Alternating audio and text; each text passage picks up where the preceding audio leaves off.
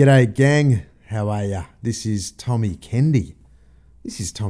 Coming right at ya from the BS machine. Super excited to chat with you today on this incredible episode, which is episode number 79. Dun, dun, dun. 79, that's almost 80. I remember when I was getting to 50 and I'm like, oh my God, we're getting to episode 50, but now we're almost getting to episode 80. So welcome guys, super honored to have you along, have your ears with me on this episode. And on this episode, we are discussing, could you hear that pause? That was for extra effect. We're talking about experiencing present moment awareness. Ooh, that's a big one, isn't it? That's a big one. Like really, the only person that should be able to talk about this is Eckhart Tolle, because he's the master at this stuff. And you know what I love when I listen to anything by Eckhart Tolle. He's so believable because he actually, I reckon he's one of those people, you know, when you see or when you listen to people and sometimes they just sound like they're just relaying information, but they don't actually feel what they're talking about. When I listen to Eckhart Tolle, I'm like, wow, this guy's like actually in it. Like he feels every single moment, and it's so fucking special.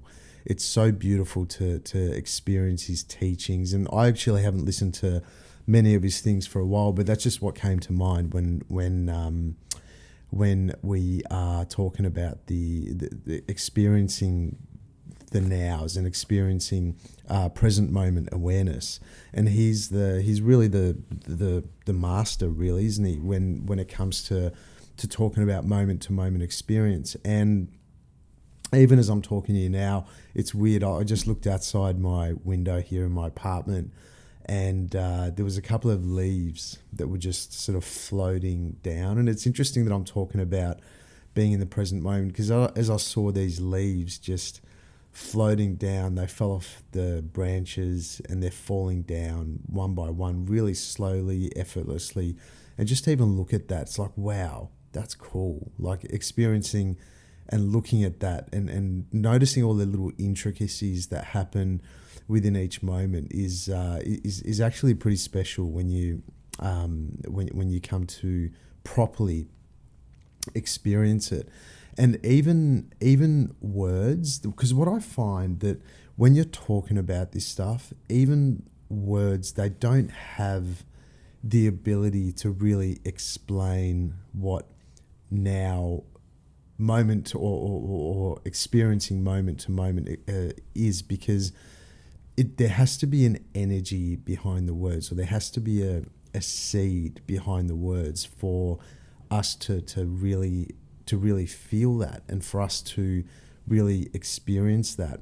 And words are also an interesting thing. I mean, aren't they? They just came, like us humans made up words, just like we made up time. And most people assume that there is a past, there is a future. But really, if you properly look into it, there actually is no past. There's, of course, memories, and there is no future, because the past is already happened and the future hasn't happened yet. And this is where I reckon the real truths of eternal life exist, is having this ability to sit in what the current moment is revealing to you in any moment. And the funny thing is that the current moment reality, when it's littered with fear of what might happen in the future, then we're actually experiencing this moment based on what we're assuming the future moments will bring. But really, we have no fucking idea what the future moments will bring. Or if in the current moment you're sitting here and or standing or walking or whatever, and your thoughts are giving you the experience of holding on to past pains or past memories or past moments and experiences where you've been stuffed over, or someone's lied to you, or someone's been, distrusting, or whatever it might be. And then for some reason, us humans bring this into the moment of presence, of right here, right now. And that's why I reckon there's such a big chunk of the world that are pretty much aimlessly walking around and living their lives, almost like dumbass robots, me included. And when we're walking around life as a robot, we're constantly littering, like rubbishing our present moment experience, because we're not allowing ourselves to actually experience what the present moment has for us. And we're not allowing the truths of the present moment to really come through, because really we've just got the blinkers on, and we're rubbishing our present moment experiences with either what's happened to us in the past or the fear of what may happen in the future. So it's almost like we're trying to protect our present moment by not actually experiencing it. And that's where I reckon it gets a little bit hairy, because I believe, and myself included a lot of the time, is that people fail to live because they're always preparing to live. So it's sort of like the question that I would ask is, why is it that in order to enjoy the present, we have to have almost like an assurance that we'll be able to enjoy the future? So we're not going to allow ourselves to enjoy the present moment unless we are certain, or we have some assurance or some set in stone thing that's going to allow us to enjoy the future. So we're basically putting conditions on the future, which in essence, we're putting conditions onto our happiness. And of course, look, I'm not saying for you that you're going to have to experience every single moment of every single day, because it's a big ask, isn't it? Because at the same point, we've got to live, and in order to live in this world, we have to obviously use our thoughts. We have to take action. We have to do things, and that's just a part of life. But to really, because that's what we're talking about right now, is to bring a moment to moment experience into the now. So even as you are listening to my voice, you might have lost me for the last 2 or 3 minutes, because your mind might be going. So you might be listening to this in your car, you might be listening to going for a walk, and you've got your headphones in, or the ear pods or whatever, and you're just sort of going along thinking about stuff, but every maybe 10 or 15 seconds you come back to it and you're like, oh fuck, I'm actually listening to Tommy. But so what I'm sort of talking about here is lessening those moments where you're being a robot, and consciously bringing yourself back to the present moment. And when I do this, when I consciously bring myself into the present moment, it's such a cool, almost like a little blessing, because you actually realize that the things that you are fearing that may happen in the future, they're not here. You're just fearing them. There is a part of you which is a dysfunctional part of you, which is built to keep you safe, and the way it will keep you safe is to give you red flags or red lights, or not even red lights, but just give you red flags of what may or may not happen in the future. And then that doesn't allow you, it disallows you to experience the present. But when you look into it, most of the time, what you'd find is that you consciously go into this moment, into this breath, into the experience of this very moment, then none of the things that you are actually fearing, or none of the things that you feel you've brought back from the past to this moment, they're not actually here. Like, those things aren't actually present in where you are. And then so what happens is, the more you start to experience this moment, the more you become aware that really all moments happen in the one time. There's just different dimensionalities to that, but all real moments, the future, the present, and the past, they all happen in this moment. They're all squeezed in to this actual experience. And so that's where we get the opportunity to pick and choose what this moment actually wants to reveal to us. And when we start to realize what this moment actually wants to reveal to us, we start getting some ideas. We start to have this connection to our higher self, or to our intuition, or that part of the brain that gives you the ability to have a true connection to your emotions, to your feelings, and be able to make decisions and choices based on what's actually true for you. And that's what it is. When you know what's true for you and you bring it back into this moment, then it's asking that whatever reveals itself in this moment, then imagine if you were able to act on each of the things that are being revealed to you. I'll give you an example. So let's say for example, you're in a relationship, right? And you're having an argument with your partner. And because you guys are having an argument, or there's a disagreement, you're holding on to some pain, or to some whatever it might be, to some anger, hurt, whatever the fuck, right? And in that moment, you're with your partner, and what the truth, or what the moment actually reveals to you, is for you to go up to your partner and give them a massive hug and a kiss and tell them that you love them, because that's the urge, or that's the feeling that comes up in you. But you, to yourself, you're going, no, I can't do that, because I'm fucking pissed off at them because they did this and they did that. And so I'm not going to do that, because then I will lose my place in the disagreement hierarchy. And so there's that's just a very simple example, or that's a very simple example, and that's what I'm going to give you. But why is it? Why do we need these assurances to know that we're going to enjoy the future?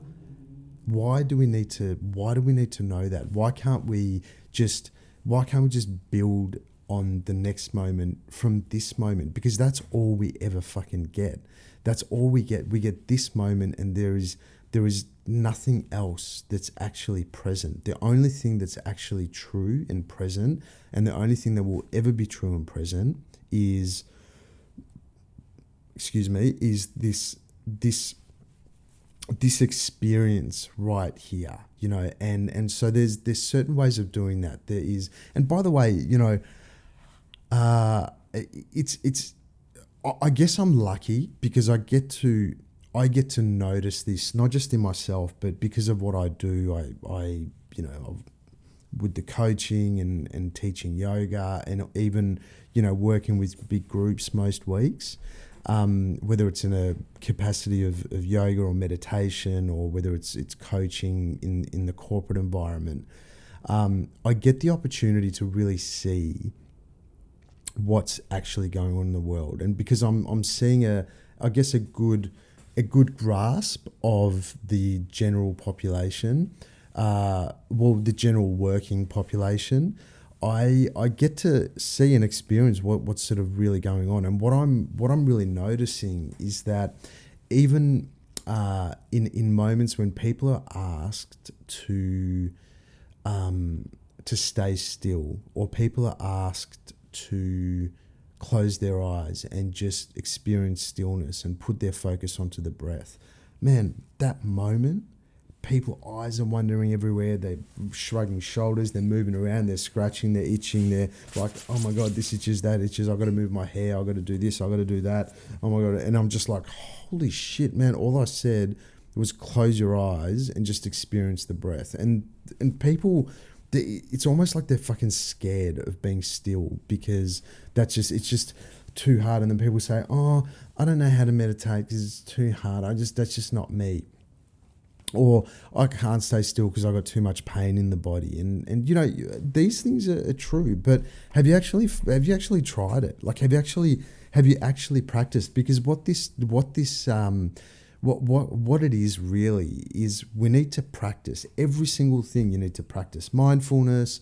If you want to ride a bike, you need to practice how to ride a bike. You get on it, you get the training wheels, you wobble around, and then before you know it, after a couple of months or a couple of weeks or whatever, you're basically riding a bike, two-wheeled, and you're loving life. It's all these things. We've got to learn, and we've got to practice, and the only way it will work is practice. And the first few times you're doing it, you might get to experiencing one fleeting second or one fleeting moment of stillness and being in the moment, and you're like, oh, there it is. Oh, how cool is that? And then you keep going, and then you might get to 10 seconds, you might get to a minute, 2 minutes, 5 minutes, 10 minutes, who knows? I mean, even in those moments back in the day when I was meditating, I was a hardcore meditator for a while, and I was sometimes doing like 2-hour meditations back in the day. I don't do them that much anymore. But even in those 2-hour meditations, I would probably get maybe 5 to 6, maybe to 7 minutes of that pure bliss of just like in the moment, and you're in the moment when you don't know you're in the moment. It's like that. It's like everything just sort of dissolves and you're in. And now I can get there much quicker because I've done the work, I've done the process. Even in moments of conflict and whatever, I have this ability to pull myself back and just experience what's actually going on. And I'm not bloating or whatever. Is that the right word? Boasting. That's the right word. I'm not boasting. I'm just saying it's like it's an opportunity, isn't it? And we have to practice. So if you're listening to this and you're thinking, you know what, I could probably do with some of that. There is so many ways. There's you could call it little hacks, where you can actually bring it back to the moment. And one of the best ways of doing that to start with is, even if you're a meditator that's been doing it for ages and ages and ages, like sometimes we can get lost in this thing of we're looking for the present moment when it's already fucking here. So it's not a thing of looking for stuff.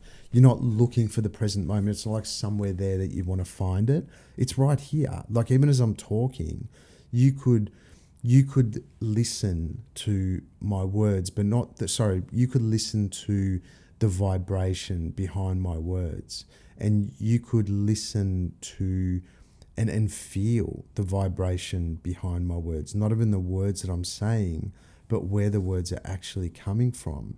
And when you can feel the vibration of the words, when you can feel that they're coming from a place of being in service and being in total love and appreciation to you and to myself as well, you feel that. You understand that words are just words, but they come from a deeper level. They come from a deeper space of something, and that something is being seeded and being grown from the current moment. And when you can be with what is and understand that everything that is simply here to let us grow, then that's where you're in moment-to-moment experience. When I put up a little post on Instagram the other day where it was like, belief clings and faith lets go. And that's what that means. It's like when you believe that this moment has to be in a certain way, or certain things have to happen in this moment in order for you to feel okay about it, then you're clinging onto something. But when you have faith that in this moment, whatever you're experiencing in this moment is here for you, it's revealing itself to you, and you're actually creating this moment to give you back, to mirror you back what it is you actually need to grow into the person that you were always supposed to be, then that's when it gets really exciting. That's when you sort of sit back and go, oh, that's cool. Like this moment is happening for me, not to me. That's the Kabbalah way, which is a really epic way. The Kabbalists talk about this all the time. It's like this world, this life, it's happening for me, not to me. And when you're looking at things like, this things are happening to me, you're sort of saying to yourself and to the world, why is this happening to me? It's like you're saying to the world, like, I'm a fucking victim. Like, why is all this happening to me? But imagine if you just change it to four. Why is this happening for me? Like that just changes everything. Why is this happening for me? And it brings you into this level of like, cool, like, everything that's here, it's is like a gift. It's like a gold coin. Like, thank you, give me more, give me more. Why all these things are happening for me? Thank you, thank you. And they're giving you the opportunity to grow and into the person, into the human, into the soul that you were always meant to be. And that's really what we're all here for. We're not here to hurt people. We're not here to hold things back. We're not here to anchor and cling on to things that are most likely totally irrelevant to you and to the people that you love. We're here to experience. Like, that's all it is. Every relationship, every job, every fucking friendship, every argument, every love, every win, every loss, every whatever, it's all here for us. It's all here for us, and so that's where this whole thing happens. Like, we get to understand, and we get to live with our own ability to create. And so what I would urge you to do in this epic life of yours, what I would really urge you to do, and really I'm once again just talking to myself, is really have a look at things for yourself in your life that first you're not enjoying, and you might feel like you're trying to cling on to stuff, or you're trying to make something happen in a way that feels right for you. And simply ask the question, this is happening for me. That's not even a question. The question was, why is this happening for me? And look at this situation. And I'm just looking at I'm looking at things that that might piss you off, or that might not be, I don't know, enjoyable. The only reason I'm saying that is because it's probably the thing that's stopping you from actually enjoying the present moment. So why is this happening for me? And looking at it straight in the eye, whatever the situation is, and just saying, this is happening for me. It's pretty powerful when you look at it. Just the changing of that one word, it changes the whole energy of every single thing in life. It totally does. So that would be a thing that you could, you fucking must actually do. Have a look at the things. And then also the things that you love in life, like whatever that might be, the things that you love, whether if it's your health, your body, your job, your dog, whatever the fuck, right? Like, you can look at all the things that you love in your life as well and go, wow, why is this happening for me? And then the answer back will be because probably you deserve it, because you're awesome and you've done the work, and good on you. And what I mean by you've done the work, I'm not talking about the spiritual work, but you've done the work, and you've created all these special moments for yourself to have that sort of joy in your life. So that's happening for you as well. So there's a lot there, guys. And well, you know what? In the next part, if you want to, if you're one of those people that says, I don't know how to meditate and that's just not for me, or I don't know how to stay still, I've got too much pain in my body, whatever, just try shit. It doesn't mean that you have to do it for, I don't know, half hour or an hour or whatever. Just, why don't you ever just try 2 minutes of total stillness? Put your timer on, 2 minutes, eyes closed, feel the breath, and then see what comes to you. And just to start with, all you really have to do is put all your focus onto the breath, and then you'll notice it moving in and out, and then you start to notice the pause between the inhale and the exhale, and then the pause between the exhale and the inhale. And you start to notice the temperature of the breath as it moves in and out. You start to notice how your lungs expand and come back together, your diaphragm, your belly, your chest, your neck, your fucking everything. It's like, breath is so powerful. It's our number one vehicle that can bring us into the moment. And 99% of people don't even realize that they're bloody breathing. It's just come back to the breath, man, because without breath, you're dead. You're done. Imagine if you didn't have breath. You'd be fucking dead.